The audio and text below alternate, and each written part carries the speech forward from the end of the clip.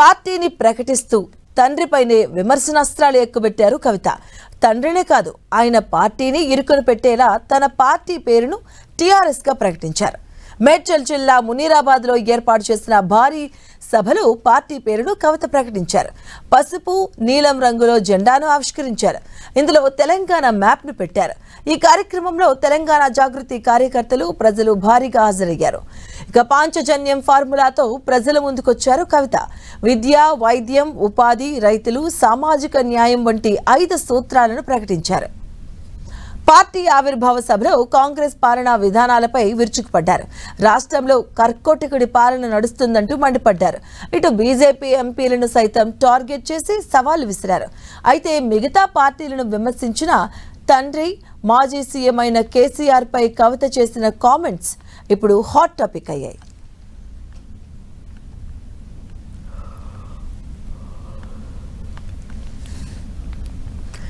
తెలంగాణ రాష్ట్ర సేన పేరుతో కొత్త పార్టీని ఏర్పాటు చేసిన కవిత కాంగ్రెస్, బీఆర్ఎస్, బీజేపీని టార్గెట్ చేశారు. కేసీఆర్ పూర్తిగా మరమనిషిగా మారారని ధ్వజమెత్తారు. సీఎం రేవంత్ రెడ్డి కర్కోటకుడంటూ తీవ్ర స్థాయిలో మండిపడ్డారు. తెలంగాణకు కేంద్రం అన్యాయం చేస్తుంటే బీజేపీ ఎంపీలు మౌనంగా ఎందుకుంటున్నారో చెప్పాలని డిమాండ్ చేశారు.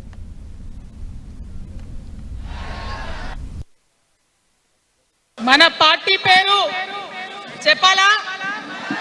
రెడీయా? టిఆర్ఎస్. జై తెలంగాణ! జై టిఆర్ఎస్! జై తెలంగాణ! జై తెలంగాణ! జై తెలంగాణ! తెలంగాణ రాష్ట్ర సేన, తెలంగాణ రాష్ట్ర సేన ఏమైంది? ఇయ్యాలటి కేసీఆర్ కి హైడ్రాల ఇల్లు కూలిపోతుంటే అరుస్తున్నారు. అన్నా ఎక్కడున్నావు రా? వచ్చిండ్రా? రాలే. వెలుగుమట్ల ఇల్లు కూలితే వచ్చిండ్రా? రైతులకు వర్ష బీభత్సమయ్యి మొత్తం పొలాలు మునిగిపోతే వచ్చిండ్రా?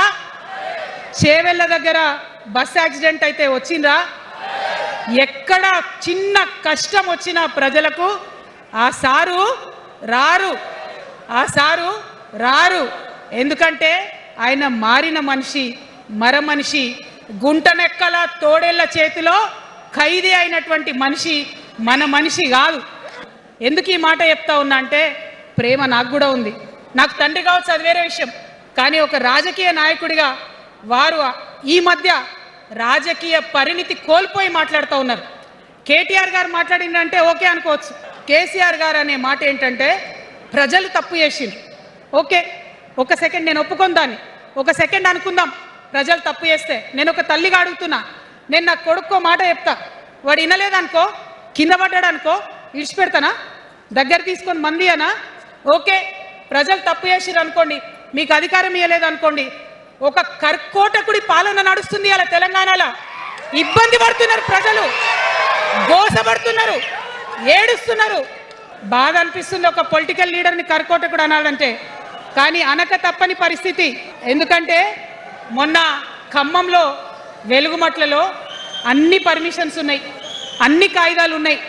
అర్ధరాత్రి పోయి ఇల్లు కూలగొడితే ఒక నిండు గర్భిణి టెన్షన్తోని అబార్షన్ అయిపోతే ఆ తండ్రి ఏడ్చిన ఏడ్పులు, ఆ తండ్రి రోదన ఇంకా కూడా ఈ చెవులకు వినబడుతుంది. కాబట్టి ఇప్పుడున్న సీఎంని కర్కోటకుడనే అంట, హిట్లర్ అనే అంట.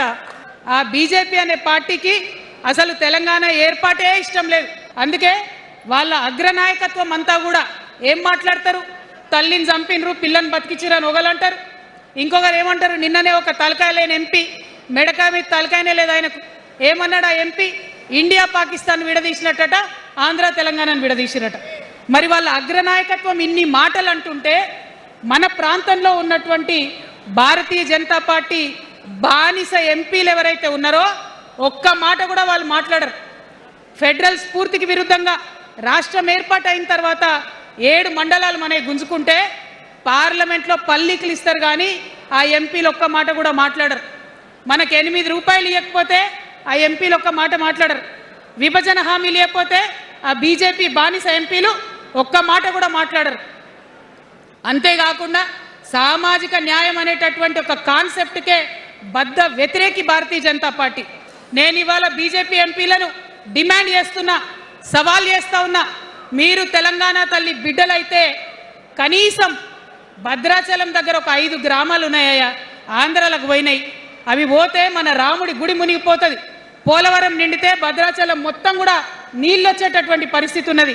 మీకేమన్నా సిగ్గు ఎగ్గు ఉంటే తెలంగాణ తల్లి బిడ్డలైతే 8 మంది బీజేపీ తెలంగాణ ఎంపీలను ఛాలెంజ్ చేసి అడుగుతా ఉన్నా, ఆ 5 గ్రామాలను మీరు వాపస్ తెలంగాణకు పట్టుకరండి.